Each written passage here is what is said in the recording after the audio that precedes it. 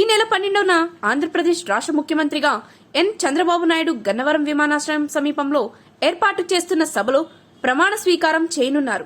ఈ నేపథ్యంలో CS camp కార్యాలయంలో ప్రభుత్వ ప్రధాన కార్యదర్శి నీరబ్ కుమార్ ప్రసాద్ ఏర్పాట్లపై అధికారులతో సమీక్షించారు. ఈ సమావేశంలో సిఎస్ నీరబ్ కుమార్ ప్రసాద్ మాట్లాడుతూ ప్రమాణ స్వీకారానికి ప్రధానమంత్రి నరేంద్ర మోడీ, రాష్ట్ర గవర్నర్ సహా పలువురు ఇతర ప్రముఖులు హాజరు కానున్నారని, కావున కట్టుదిట్టమైన చర్యలు తీసుకోవాలని సంబంధిత శాఖల అధికారులను ఆదేశించారు. అలాగే విస్తృతమైన బందోబస్తు ఏర్పాటు చేయాలని ఆదేశించారు.